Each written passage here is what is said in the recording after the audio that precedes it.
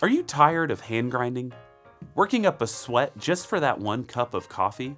Those arms don't look too bad though, now do they?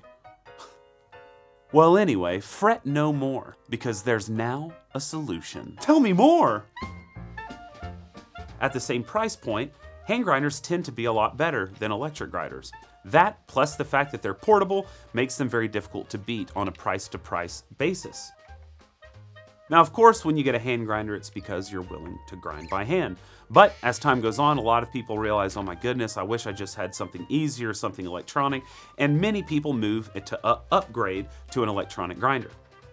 Instead of potentially upgrading or changing your grinder or consuming more goods, a lot of people over the years have turned to trying to motorize their hand grinders. Now, the most common way of doing it is by taking a drill, but depending on the torque of your drill, the RPM of it, you could end up hurting your grinder. This isn't the first time these motors have been made. In fact, there was one a while ago called the Motor Dante. That was a motor made specifically for the Comandante C40. Then you had people like Madkat, which is the creator of this one right here, creating what's called the Skope, which also was only working with the C40. But over the years, as more hand grinders have come to market, as many have outperformed the C40 on many different bases, there's been a desire to motorize different hand grinders, whether it's a Espresso or a Kinu or something along those lines. So these two have come to the market, a new version from Madkat, and then a brand new item completely from Flair in order to cater to that. We're gonna check out their sound, how they work, their ergonomics, their build, and we'll see if one of them seems right for you. The Power Tower is about $129 US. The Madkat Skope, on the other hand, sits at about $130 US if you convert the Australian to US. And then if you want the variable speed option, which I have here, it has a little knob on the side to control the speed, it goes up to about $160 US. So the prices are quite comparable with the exception of accessibility and availability for shipping, etc., etc., etc. Oh, and real quick, I'm just gonna pause real fast and say, if you like that skit, if you like what I do on this channel, if you enjoy the things I do, please consider hitting the subscribe button. There's like 70% of my viewers don't actually subscribe, so it would be incredible if you would hit that subscribe button. The Madkat Skope actually has had a few different iterations, and I reviewed one a few years ago. That one was only compatible with the C40. Now he's created a modular solution so that it can work with most any hand grinder on the market. As you'll see, there is a 3D printed part to this, which might be off-putting. The reason he's made this 3D printed is A, different grinders need different fittings, but B, he has made these available online for you to print yourself. You name it, there's probably a modular fit that will make it work with this grinder. Because he has such a modular design, there's a lot of little bits and pieces you need to kind of work with in order to get your grinder in here and set, ready to go. Whereas the Flair is a bit more straightforward since there's not kind of pieces you need to interchange. The Flair was created to work with their Flair Royal grinder. Just a very passable grinder. I don't love it, but of course it's their product and they wanted something compatible with that first and foremost. But due to the love for easy Espresso grinders across the market, because of their build quality and the quality of coffee they output, they also made it to be compatible with most of those, whether it's the K series or the J series. So by just using this collar here, you're able to tighten in most any of those. At the top we have this hopper you just pull apart and pull off. They're trying to make this at a certain price point and it does the job. Sometimes you can get beans kind of stuck in the gap that's right around here, which can be a bit cumbersome, a bit annoying, but in the end, it is a decent solution where you can just kind of like slap it on. That's just a little catch cut for you. I kind of find this useless. If you try to grind straight into this, you're pretty much always going to get flyaways. I just put the actual cup to the grinder on here. Doesn't sit super well. It's kind of wobbly even still, but that's just kind of a little quirk. All right. This thing, when you put it upside down, just falls straight out, so there's nothing holding that in place. So just keep that in mind, I guess. You also get an extra one of these because the one that comes in it, which connects to the axle of the hand grinder, obviously you need 2 different sizes for the different grinders you can actually fit on this. Don't lose it in case you do switch up your grinder. Now what you're going to see is there is offsetting kind of flanges right here. So you want to kind of lift one up and pull that right off. And then we can just pull the grinder right off. You don't want this spinning in place, so they send these little silicone wraps in order for it to kind of stick in there and have nice friction for it to hold on to so that it's not spinning everywhere. They give you like a really nice thick one. There's also a kind of thinner one depending on the grinder you're using. Technically, I should be using the thick one for the ZP6, but underneath, I have the silicone bands that go with the Madkat. You have the power on-off on the back, and it is actually battery operated. You have the port right here in order to kind of charge it up or to have it wired in. You don't have the capability of playing around with RPM, but it does the job.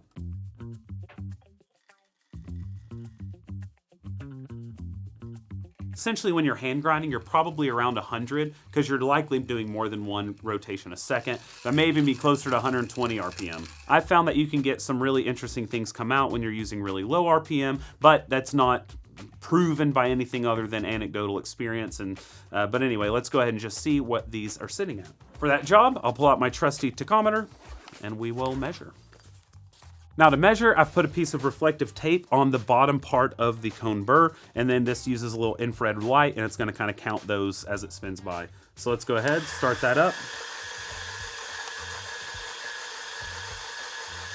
All right, so about 110 RPM. So pretty straightforward and not that many parts. Let's go ahead and put this back together and we'll take a look at the Madkat.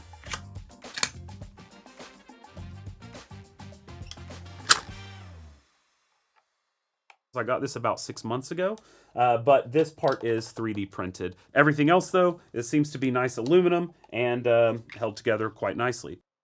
You have the motor right on top. That is a direct drive to the actual axle inside of the grinder itself. You have a couple of power switches, which can be a bit odd, but so this kind of turns on the system. This turns on and off the motor. And then right here, we just play around with the RPM. This allows for the whole motor section to go up and down depending on the grinder. This is a little piece of plastic that is the hopper, so you feed beans right into here and it goes directly into the grinder itself. We have this switch here, which can act as kind of a thwapper or whatever you want to call it in order to kind of jar the grinder if there's any retention on the bottom. Now, if we look under here, you'll see that spring down there, which allows for the thwacker, but it also holds into place the bit that you want. And when you push up is when it releases that spring. So we just took off the Q2 heptagonal, and now I'm going to show you how to put on the more complicated one. So we take this, you clasp it around, and we're going to screw these two screws in.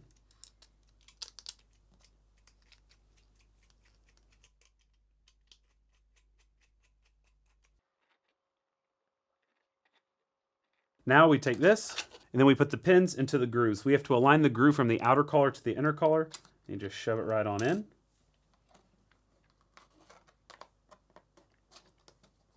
And then to keep everything from falling out, you have this bottom piece that goes on, and it just clicks right in place. And now that it's all assembled, we just put it here. You lock it into place. And if you want to change the grind size, it's not as simple as the Flair, which you can just reach here and change. You lift up the thwacker, pull it down, bada bing, bada boom. Now we're free to change. So again, I'm just going to take a piece of this reflective tape. We'll put it on the bottom burr. For this grinder, because it has variable RPM and I need two hands to turn the knob into test, I'm going to be down here. So, sorry. All right. Let's go ahead and start it. We'll put it on the lowest RPM and we'll go up slowly. So, lowest, here we go. We're at 30 RPM. Go up a little bit more. We're at 60 RPM. Go up a little bit more. 81. Go up more. 96. Go up more. 113. And we're not even halfway yet. Let's just go to the halfway mark. Halfway, at least on this unit, goes to 160. And full speed, it doesn't seem to have much power after halfway. Yeah, this is full speed, which is about 3/4 of the way. There's no real give after that, 185. I think what's next is we gotta actually test these bad boys and see how they grind. Of course, we're going to use a super light roast, and we'll put it a little finer. This is still the ZP6, so it should not stall because it's not that fine. So we're just going to take a little handful. We'll turn it on. I always hard start. And we just dump it right in.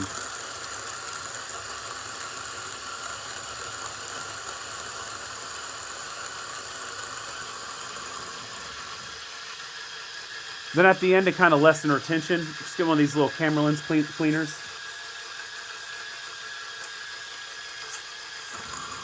There we go. See, there was one stuck in the hopper. Another one stuck in the hopper. All right.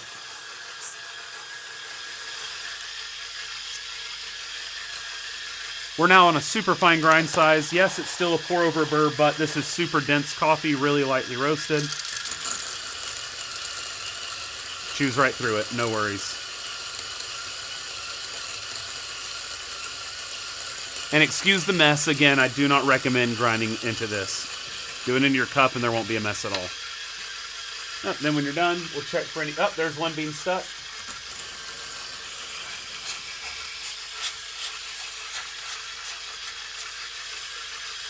And there we go. And again, we're taking a handful of really dense beans. We'll start it. We're at about the same RPM, about 100. And then here we go.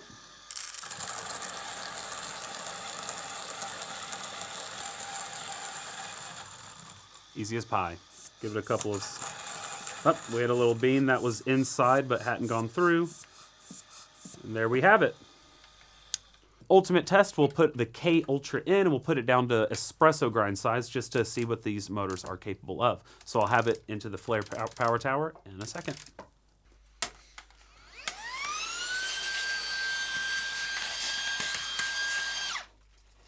All right, so I've got the K Plus loaded. I have it just probably 6 or so clicks from where the burr locks, so we should have a pretty fine powder coming out. We're gonna do the same thing, really dense beans, and we're gonna get it hot loaded.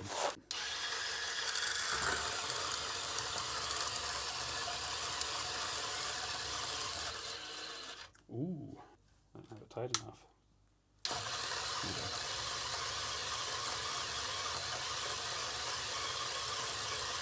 Definitely struggled there to get it out, but it did come out, and we have espresso-like coffee.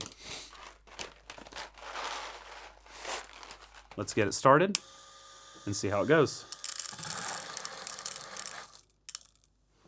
So at 100, it stalls. There we go. Put it up to about 150. Up, and it's still stalled. There, at 180. It's trying.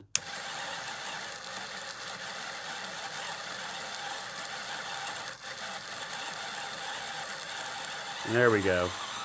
Was not able to do it at 100. Granted, this is about as white of a roast as you can get. And out of all of my color readings, this is one of the highest I've read. So it's the Pink Bourbon from Picky Chemist. But this one is not quite strong enough in order to power through that if you dump it all in at once.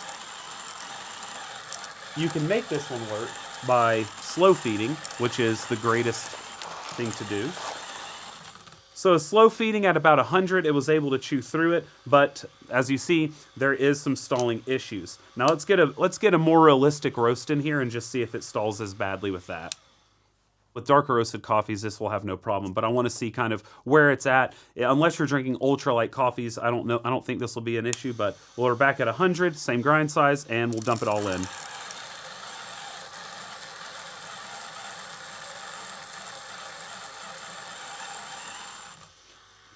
All right, now I've got a coffee that would be considered, I guess, like American light or like an espresso roast from a Nordic roaster. So a bit darker, and this is probably more representative of what most specialty roasters do drink. So we'll do a full dump here.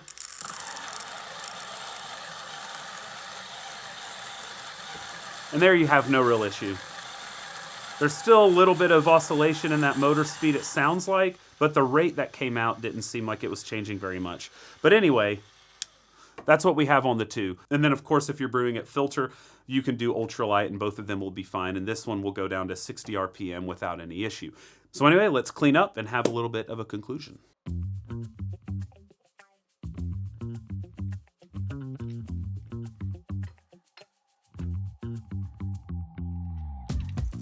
Lance has long vid, Lance needs cough. So let's go low RPM. We're probably at about 60 right now. This is just what I like to do. There we go. Then I like to crank the RPM, get anything out, throw this down in there. Alrighty. There are pros and cons to both. I really enjoy that this can be battery operated. You don't have to have power. With this one, there is a brick that you need to kind of use, but that way it works on both 220 and 110. Cord's long enough you can hide the brick somewhere near the plug, near the outlet, because the cord that comes with it is quite long, so you don't really need to have that out and about, but it is nice to have that capability of just battery operated. This one obviously is much easier to switch in and out between your grinders, whereas the other, you'll need to maybe have a few of the 3D printed kits. If you have multiple grinders and you want to have a quick switch, you could just have them ready to go. One of the big pros over here is you have variable RPM as well as a much quieter motor that's going. Though it was obvious that this one has a slightly stronger motor as far as the torque it is able to apply on the coffee itself. So that is something to keep in mind, especially if you're drinking ultralight style roast or if you're doing espresso all the time. The Skope has that nice thwacker on the side where you can get some of the retention that might get caught due to static or whatever you might be having. Now, of course, you can use RDT on both. I just choose not to. I prefer for the chaff and whatnot to be stuck in the cup like this. I'd prefer the chaff to be left behind and not in my cup of coffee. If you want to have low RPM below 60 and you don't want it to stall, this is likely not ideal for you if you're drinking super light coffees. With darker roasted coffees, it does fine because those beans are a lot less dense, a lot more brittle, easier to break through. This is going to be a bit more detrimental to your wallet if you're outside of Australia, as they're shipping from there. Whereas Flair has distributors around the world and it's a much easier one to get your hands on. Even though there are 3D printed parts with the actual holder here, that's easily replaceable since the files are online. And there is a 3D printed around the motor controller. They are for pre-order and they do them in batches. So the likelihood is there's going to be a continual increase in quality, but I can't guarantee that obviously. The Flair is at its final mode and it is a full plastic kind of piece and it's a bit more limited in what you can do, though you don't have as many moving parts in order to get the grinders caught in there. They both are a little rough around the edges, and I mean, I guess you can expect that from things that are brand new, especially with a tiny company like Madkat. I probably would have expected a bit more from Flair, just because there are so many parts that just seem a bit, you know, not really thought out. The fact that this just goes in and out without any sort of locking mechanism, the fact that this hopper is pretty egregious. I understand kind of the need for something like this and for it to be kind of easy, but I can see this getting stretched out over time as you keep removing it and putting it back. The fact that beans kind of fly off the back of the hopper, it's just not ideal. That all being said, the form factor is nice. I prefer the aesthetic of this one, but again, that's up to you who might be buying these. I still hand grind all the time, and honestly, the one I use doesn't fit with either of these, so it doesn't really help me much anyway. That being said, I do love the ZP6. I've not been shy about that.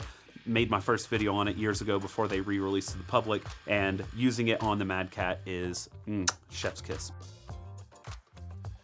Now, if I was a home barista that only did filter coffee every day or only did espresso and had like a Cafe Latte Robot or Flair or something where I use it for espresso frequently as well as filter, I definitely would see this being worth the $130 or whatever price tag it might be with shipping. That is something that I'll be a little sad to part with as it goes to someone in Patreon. This one I probably wouldn't use as much because honestly the noise is just a bit, I just really don't like that noise. It's very, very loud. But it's not bad at all, and if it's something that fits that budget for you and you wanted to motorize it, you don't want to faff around with a drill, and you have one of the grinders that it's compatible with, by the way, they have a list on their website, then that is a great option as well. That is way too much talking for one video. I want to thank you so much for watching. I hope you brew something tasty. Cheers.